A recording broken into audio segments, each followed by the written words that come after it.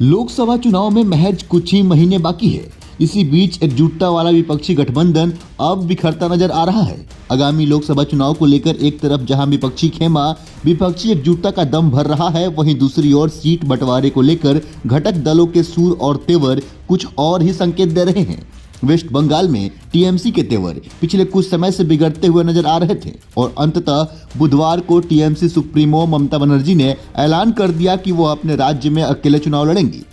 वह किसी से तालमेल नहीं करेंगी। हालांकि उन्होंने अपने इस रुख के लिए कांग्रेस को जिम्मेदार बताते हुए वहां तालमेल न हो पाने का सारा ठिकरा कांग्रेस पार्टी पर फोड़ा। ममता बनर्जी के इस तीखे रुख से विपक्षी खेमे में खलबली मची हुई है। उन्हें लगता है कि समय के साथ सब ठीक हो जाएगा, गठबंधन बना रहेगा। दूसरी ओर पंजाब के सीएम भगवंत मान भी पंजाब में अकेले जाने की बात कर रहे हैं, जबकि पंजाब की कांग्रेस इकाई भी साथ जाने को तैयार नहीं है। और तीसरी ओर बिहार में नीतीश कुमार के बदले हुए तेवर भी विपक्षी गठबंधन में शंका गहरा रहे हैं। बात अगर बंगाल की करें तो ममता का हालिया रुख कांग्रेस टीएमसी के बीच सीटों के बंटवारे को लेकर फंसे पेंच की वजह से सामने आया है।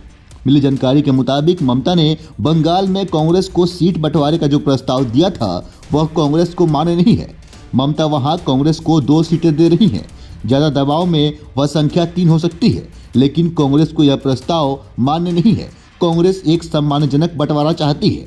यहाँ वह 10 से 12 सीटें चाह रही है। वहीं प्रदेश में 42 सीटें हैं। वहीं दूसरी ओर कांग्रेस की बंगाल की प्रदेश इकाई भी साथ जाने के लिए तैयार नहीं है। बंगाल में बात न बन पाने की एक वजह यह भी बताई जा रही है कि कांग्रेस लेफ्ट को साथ रखना चाहती है, लेकिन ममता बनर्जी इसके लिए कतई तैयार नहीं है। वह लेफ्ट के साथ कोई तालमेल नहीं करना चाह रही हैं।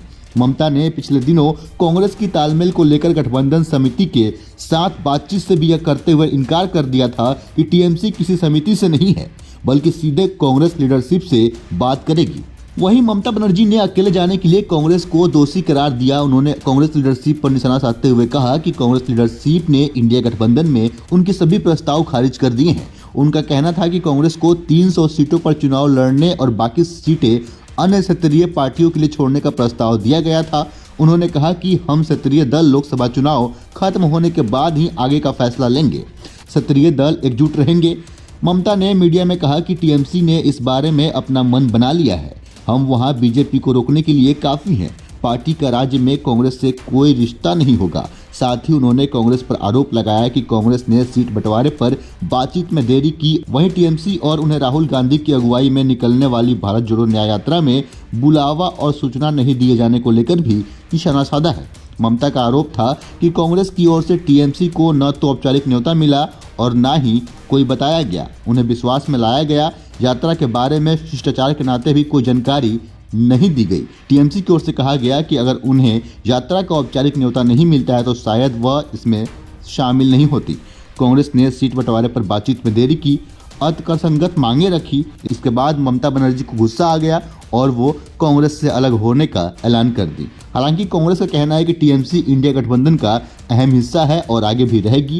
कांग्रेस के मीडिया प्रभारी और महासचिव जयराम रमेश ने ममता बनर्जी और टीएमसी को गठबंधन का मजबूत स्तंभ बताते हुए टीएमसी के बिना इंडिया गठबंधन की कल्पना नहीं की जा सकती है, ऐसा कहा है। गठबंधन के रास्ते स्पीड ब्रेकर आते हैं। ममता का बयान किसी रणनीति का हिस्सा हो सकता है। रमेश ने दावा किया कि हम बीजेपी को हराने के लिए कुछ भी करेंगे।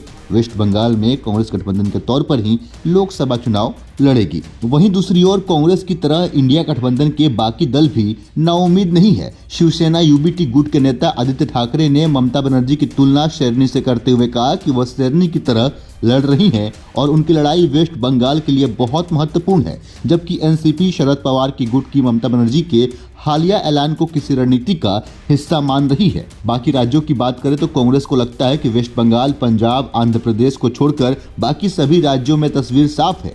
जिन राज्यों में तालमेल न होना है वहां की तस्वीर काफी हद तक साफ है। कांग्रेस यूपी, बिहार, झारखंड, दिल्ली, असम, केरल, गुजरात, महाराष्ट्र जैसे राज्यों में तालमेल की कवायदों से काफी हद तक संतुष्ट दिख रही है। बाकी इस पर आपकी क्या राय है? अपने हिस्से का राय हमें कमेंट के जरिए अवश्य बताएं। फिलहाल के लिए इतना ही। ऐसे ही अन्य खबरों को देखने के लिए बने रहें सहारा समय के साथ। नमस्कार।